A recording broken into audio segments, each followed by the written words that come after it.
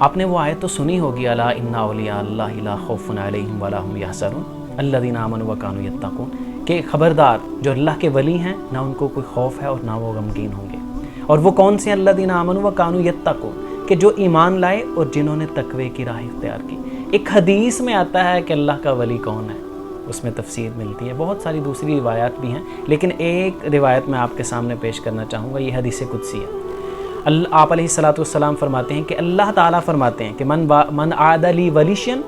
فقد آذنتہ بالحرب، کہ جو میرے ولی سے دشمنی رکھے میری اس سے اعلان جنگ ہے۔ پہلی بات تو یہ ہے کہ جو اللہ والے ہیں، اللہ والوں سے دشمنی نہیں رکھی جاتی، لیکن اللہ والے کون ہیں،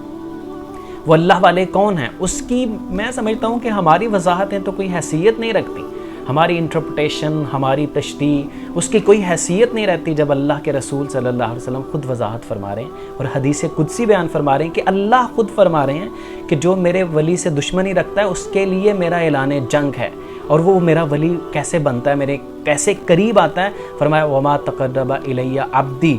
بشیء احب الی مما افترضت علیہ، کہ میرا بندہ میرے قریب فرائض کی ادائیگی کے علاوہ کوئی ایسی چیز نہیں جس سے میرے زیادہ قریب ہوتا، یعنی فرائض کی ادائیگی اللہ کے تقرب کا سبب بنتی ہے اور انسان اللہ کے قریب اور قریب تر ہوتا چلا جاتا ہے۔ تو آج ہم دیکھیں کہ جو ولی کی ڈیفینیشن ہم نے کی ہے، کیا اس ڈیفینیشن پہ لوگ جن کو ہم سمجھتے ہیں وہ پورے اترتے ہیں؟ کیا وہ فرائض کی ادائیگی کرتے ہیں؟ کیا وہ 5 ادا کرتے ہیں؟ کیا وہ 2.5% دیتے ہیں صاحب نصاب ہونے کے بعد؟ کیا وہ رمضان کے روزوں کا اہتمام کرتے ہیں؟ اللہ نے جن پر فرض کیا ہے وہ ادا کرنے میں انتہائی احتیاط برتتے ہیں کہ نہیں برتتے؟ یہ پہلی شرط ہے اللہ کا ولی بننے کے لیے۔ اور وہ ولی کہ جن کے بارے میں اللہ فرماتے ہیں کہ جو اس میرے ولی سے جو دشمنی رکھے گا وہ میرے ساتھ اعلان جنگ میں۔ اور پھر فرمایا پھر اس کے بعد پہلے فرائض اور پھر فرمایا وما یزال عبدی یتقرب الی بالنوافل، کہ پھر اس کے بعد وہ بندہ نوافل کے ساتھ میرا ولی میرے قریب ہوتا چلا جاتا ہے، حتی احبہ، یہاں تک کہ میں اس سے محبت کرنے لگتا۔ پہلے فرائض ادا کرتا ہے، فرائض ادا کرنے کے بعد نوافل کی طرف آتا ہے، پہلے 5 پڑھتا ہے، پھر اس کے بعد تہجد بھی شروع کرتا ہے، نوافل بھی پڑھنا شروع کرتا ہے، پہلے 2.5% دیتا ہے، پھر اپنے مال کا 10%، 20% نکالتا جاتا ہے، جو فرض تھا اس کے بعد نوافل کا بھی اہتمام کرتا ہے، پہلے مزدوری پوری دیتا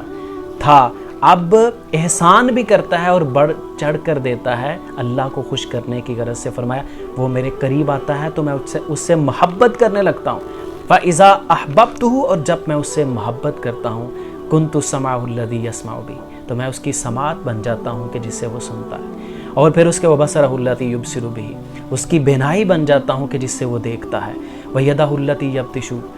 بِهَا، اور اس کا ہاتھ بن جاتا ہوں کہ جس سے وہ پکڑتا ہے، وَرِجْلَهُ الَّتِي يَمْشِي بِهَا، اور اس کا پاؤں بن جاتا ہوں کہ جس سے وہ چل کر جاتا ہے، وَلَئِن سَأَلَنِي لَأُعْطِيَنَّهُ، اور جب وہ مجھ سے سوال کرتا ہے اور مانگتا ہے میں اسے ضرور عطا کرتا ہوں، وَلَئِن اسْتَعَاذَنِي لَأُعِيذَنَّهُ، اور جب وہ مجھ سے پناہ مانگتا ہے میں اسے پناہ دیتا ہوں۔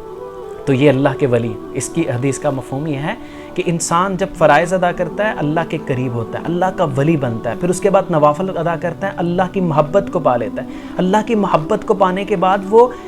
مجسم اطاعت بن جاتا ہے، یعنی وہ سنتا بھی وہی ہے کہ جو اسے پروردگار نے کہا ہے، اسے لذت ملتی ہے اور سکون ملتی ہے اس طرف کان دھرنے میں جو پروردگار کی باتیں ہیں، اس کی آنکھوں کو ٹھنڈک ملتی ہے اس چیز کو دیکھنے میں کہ جو پروردگار کی اطاعت کے مطابق ہے، اور اس کا ہاتھ اطاعت کی طرف اٹھتا ہے، نیکی کی طرف بڑھتا ہے، گناہ کی طرف نہیں، اور اس کا قدم نیکی کی طرف چلتا ہے، تو اس کا پورا بدن ہی ایک وہ پرسانیفیکیشن ہو جاتا ہے، ایک اس کا پورا بدن ہی سارے کا سارا جو ہے نا وہ اللہ کی اطاعت میں لگ جاتا ہے، اور پھر اللہ اس سے اتنی محبت کرتا ہے کہ وہ جو اللہ سے سوال کرتا ہے اللہ اسے عطا کرتا ہے، اور جب اللہ کی پناہ چاہتا ہے تو اللہ اسے پناہ دیتا ہے۔ اللہ ہمیں بھی ایسے ولی بننے کی توفیق عطا فرمائے کہ جو فرائض ادا کرتے ہیں، نوافل ادا کرتے ہیں، اور اپنی تمام تر صلاحیتوں کو پروردگار کی اطاعت میں اور اس کے اوامر بجا لانے میں اور اس کے حکموں پر عمل کرنے میں لگا دیتے ہیں، آنکھیں، کان، ہاتھ، پاؤں اور اس کی اطاعت میں اٹھتے ہیں۔